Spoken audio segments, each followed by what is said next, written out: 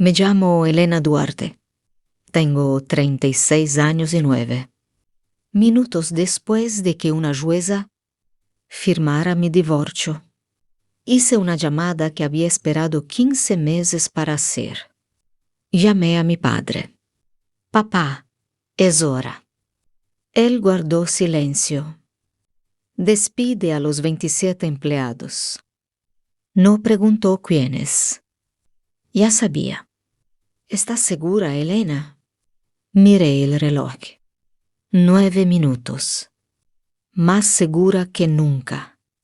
Lo que mi padre todavía no sabía era que aquellos 27 empleados no eran simplemente familiares de mi exmarido. Eran piezas de una maquinaria que llevaba años robándole dinero a nuestra empresa. Y yo había encontrado la prueba. Todo comenzó mucho antes. Mi padre, Raúl Duarte, fundó Mecánica Duarte en 1992 con una soldadora usada y una camioneta que apenas arrancaba durante el invierno. Yo crecí entre herramientas, facturas y contratos. Mientras otras niñas aprendían a montar bicicleta, yo aprendía a encontrar letras pequeñas en documentos. Mi padre decía que algún día dirigiría la empresa. Y yo le creí. Hasta que conocí a Germán Villanueva. Era encantador, educado y sabía exactamente qué decir para hacerme sentir especial.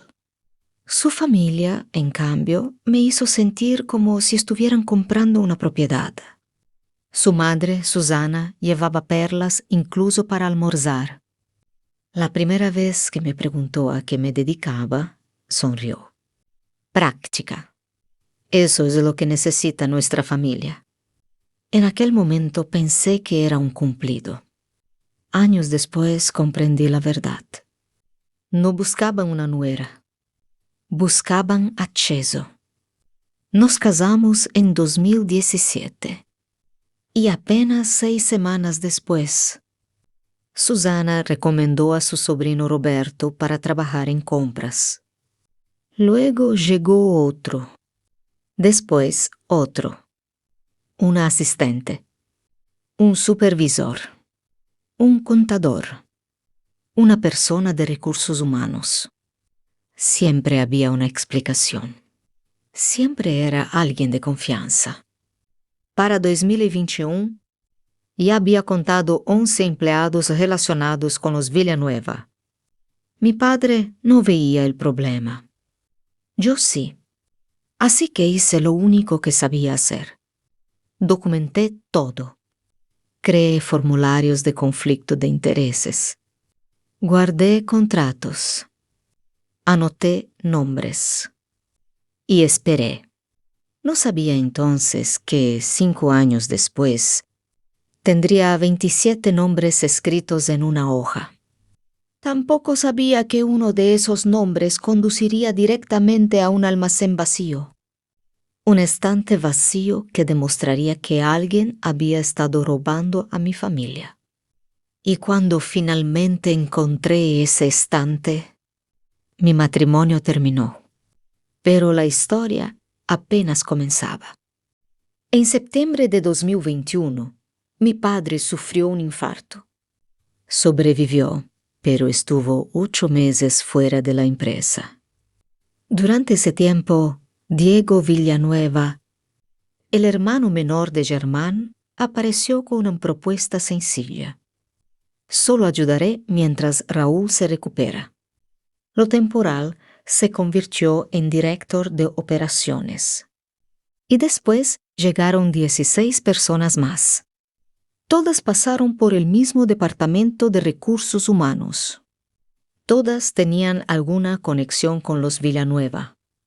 Cuando mi padre regresó, estaba más cansado y evitaba cualquier conflicto. Miró el nuevo organigrama y sonrió. Es bueno ver gente nueva. Yo miré aquel papel y sentí algo diferente. No era crecimiento. Era una invasión. Papá Hay demasiados familiares de Germán aquí. Él levantó una mano. No se despide la familia, Elena. Aquella frase se convirtió en una pared. Yo podía demostrar muchas cosas, pero no podía demostrar todavía lo que realmente sospechaba. Hasta enero de 2024. Ese mes, el precio del cobre había bajado, pero nuestros costos seguían subiendo. Revise las facturas de un proveedor llamado Línea Brillante. La empresa había sido añadida durante la recuperación de mi padre. La había aprobado Diego. Su oficina era diminuta. Su página web utilizaba fotografías de banco de imágenes. Y había algo todavía peor: los precios de sus pedidos. Siempre quedaban justo por debajo del límite que requería una segunda firma. Eso no era casualidad. Era estrategia. Durante 3 semanas revisé facturas. Encontré materiales que aparecían como recibidos, aunque no correspondían a ningún proyecto. Entonces encontré la orden 7734. $84,000 en cobre. Según los registros, el material había llegado un jueves de octubre. Yo fui personalmente al almacén.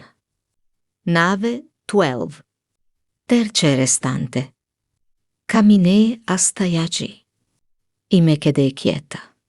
El estante estaba vacío. No vacío de ese mismo día. Vacío desde hacía meses. Había polvo uniforme. No había marcas de montacargas. No había rasguños. No había señales de que alguna vez hubieran colocado allí 80 y $4,000 en cobre. Tomé fotografías. Registré la hora y las envié inmediatamente a mi abogada, porque había aprendido algo importante. Las hojas de cálculo pueden discutirse. Los recuerdos pueden manipularse, pero el polvo cuenta una historia. Cuando llevé las pruebas a mi esposo, esperaba que se sorprendiera. No lo hizo. Solo me preguntó: ¿me estás pidiendo que elija entre tú y mi madre? Entonces entendí. Germán no estaba confundido. Estaba eligiendo. Y yo también. Ese jueves presenté el divorcio. Pero mi abogada me dio una orden clara. Desde este momento no toques nada en la empresa. Ni despidos, ni memorandos. Nada. Porque si despedía a los familiares de Germán durante el divorcio, ellos convertirían mi evidencia en una historia diferente. Dirían que era una esposa vengativa. Así que esperé. 15 meses. Mientras ellos creían que yo estaba perdiendo, yo estaba construyendo el caso. Durante 15 meses no despedí a nadie. No confronté a nadie. No hice amenazas. Pero tampoco estuve quieta. Contraté a una contadora forense llamada Patricia Ruiz. Con $5,000 de mis ahorros, comenzó a revisar 5 años de facturas. Cada orden, cada proveedor, cada firma, cada número. Mientras tanto, Carlos Robles, el contador de mi padre, reconstruyó los movimientos de Línea Brillante. Y entonces apareció algo que cambió completamente mi estrategia. El contrato con Línea Brillante se renovaba automáticamente por 5 años. Pero existía una fecha límite. Finales de junio de 2026. Si nadie lo cancelaba antes de esa fecha, el contrato continuaría. Cuando revisamos el calendario del divorcio, todo encajó. Los Villanueva habían retrasado el divorcio durante 15 meses. Aplazamientos. cambios de abogados, nuevas negociaciones.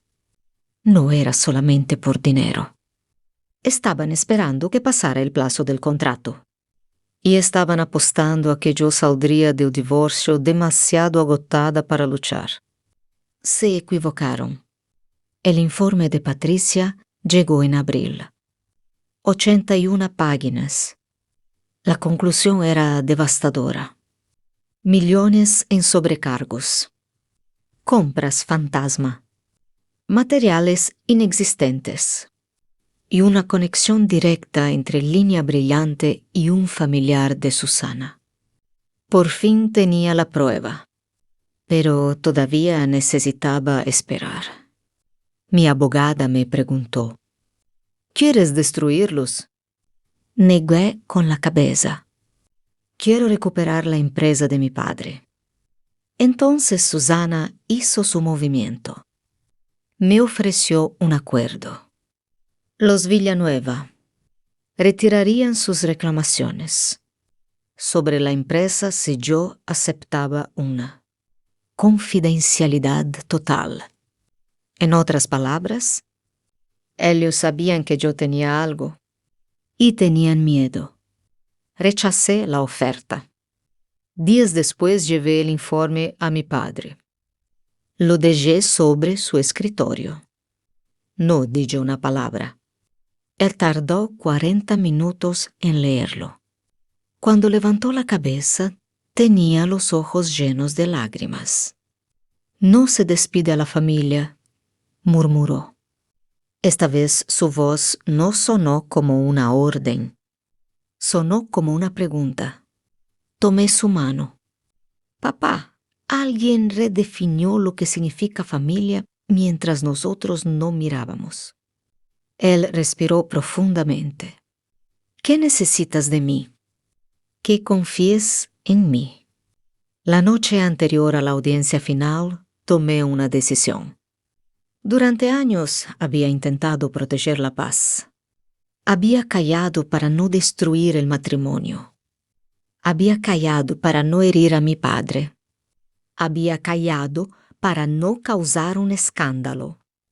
Pero comprendí algo. Mi silencio no había protegido a mi familia. Había protegido el fraude. Así que escribí a mi abogada. Ya no quiero ser la mujer callada. Su respuesta llegó a las 6 de la mañana. Ya era hora. Al día siguiente entré a la sala de la jueza. Y comenzó la última cuenta regresiva. El 16 de junio de 2026, la jueza firmó mi divorcio. 11 minutos. Eso fue todo. 9 años de matrimonio terminaron con una firma. Salí del tribunal. Miré mi teléfono. Faltaban 47 horas para cancelar el contrato de Línea Brillante. Y 9 minutos después, llamé a mi padre. Papá, te escucho. Despide a los 27. Esta vez no hubo discusión. Ya me puse las botas, respondió. Tenía 64 años. Pero aquella frase hizo que sonara como el hombre de 20 años que había levantado. Mecánica Duarte desde cero. No estuve presente durante los despidos. No quería que nadie pudiera decir que actué por venganza. Carlos dirigió el proceso. 27 reuniones. 10 minutos cada una. Todo documentado. Primero Marta, la directora de Recursos Humanos. Después Diego. Después los demás. Germán nunca apareció. A las 4:20 de la tarde recibí un único mensaje suyo. Pudiste haber hecho esto en silencio. Miré el teléfono y respondí. Sí, ese era el problema. Esa noche alguien golpeó mi puerta. Era Susana. Perlas, abrigo elegante y una expresión que no había visto nunca. Entró sin pedir permiso.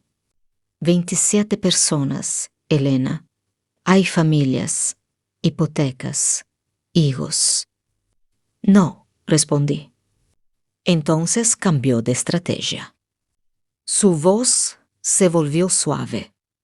Podemos arreglar esto. Me ofreció un acuerdo. Recontrataría a 15 empleados. Yo firmaría confidencialidad. Nadie hablaría. Todo quedaría enterrado. La miré. ¿Quién firmó tu primer contrato? Se quedó inmóvil. Por primera vez, Susana no tuvo una respuesta preparada. Después habló de su juventud, de su madre, de una floristería, de deudas familiares, de cómo había aprendido que una mujer tenía que ser útil para sobrevivir. Por un instante sentí lástima, pero entonces volvió a amenazarme. Si esto se hace público, el apellido Duarte será un chiste. Sonreí. Ya no estoy protegiendo un apellido. Entonces, ¿qué estás protegiendo? A mi padre. Susana se levantó. Te arrepentirás. Cuando cerró la puerta, miré el reloj. 38 horas. Pero ella no sabía que ya había preparado la siguiente jugada. A las 8 de la mañana siguiente, entré en la sala de juntas. Mi padre estaba ahí. Carlos también. 2 representantes de nuestra aseguradora y 3 ejecutivos de nuestro cliente más importante. Encendí el proyector. La primera imagen apareció. El estante vacío. Aquí, dije, se registraron $84,000 en cobre. Silencio. Nunca llegó. Luego mostré las facturas, las firmas, los proveedores, los 27 nombres. Y, finalmente, el informe forense. Esto no es un conflicto familiar. Pulsé la siguiente diapositiva. Es fraude. Y entonces firmé la cancelación del contrato. Quedaban 24 horas. Pero todavía faltaba saber cuánto nos costaría decir la verdad. Durante unos segundos nadie habló. Los ejecutivos de Altamira revisaron los documentos. Finalmente, uno de ellos cerró la carpeta. Vamos a suspender la expansión durante 90 días mientras investigamos. Sentí que el estómago se me hundía. 90 días sin ese ingreso podían golpear muy fuerte a Mecánica Duarte. Pero no retiré el informe. No escondí nada. Ya había pasado demasiado tiempo protegiendo secretos que no eran míos. La auditoría comenzó. Durante 6 semanas revisaron cada contrato, cada factura, cada proveedor, cada movimiento relacionado con Línea Brillante. Y al final no encontraron nada inesperado. La empresa había sido víctima de un esquema organizado. Altamira regresó. Renovó el contrato. Línea Brillante desapareció. El caso terminó con un acuerdo civil. 2 de los 27 empleados demandaron por despido injustificado. Pero los formularios de conflicto de interés, que yo había creado años atrás, demostraron exactamente por qué aquellas contrataciones habían sido problemáticas. Las demandas murieron. Mecánica Duarte quedó con 189 empleados, menos personas, más controles y una nueva política de contratación. Nadie podía volver a entrar solamente porque perteneciera a una familia conocida. Los Villanueva siguieron con sus vidas. Susana continuó apareciendo en galas. Germán volvió a comprometerse. Su madre incluso eligió a su nueva pareja. Al principio me sorprendió. Después comprendí algo. Yo no necesitaba destruirlos. Necesitaba cerrarles la puerta. En noviembre, mi padre me pidió caminar conmigo por la fábrica. Llegamos a la nave 12, tercer estante. Esta vez estaba lleno. Cobre real, material real, números de proyecto reales, todo comprobado.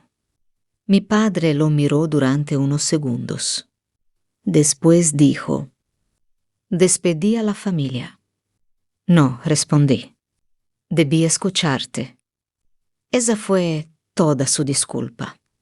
Pero conocí a mi padre. Para él, esas 5 palabras eran una catedral.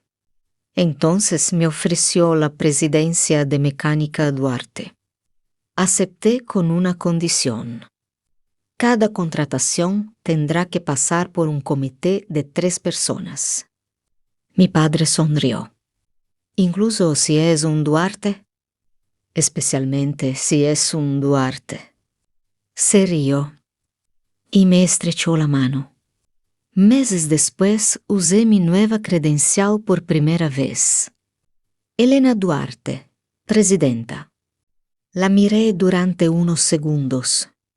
Yo había sido la hija de un soldador, la esposa de un hombre que nunca me defendió, la mujer a la que llamaron exagerada, la mujer a la que intentaron convencer de que estaba viendo fantasmas en los números, pero al final fui yo quien encontró el estante vacío. Y fui yo quien decidió dejar de estar callada, porque aprendí algo que jamás olvidaré. Mantener la paz no siempre significa proteger a la familia. A veces, proteger a la familia significa enfrentarse a quienes están destruyéndola. Y a veces el acto más valiente no es cerrar una puerta. Es recuperar la llave. La misma llave que 9 minutos después de mi divorcio me permitió llamar a mi padre y decir: «Papá, es hora». Y esta vez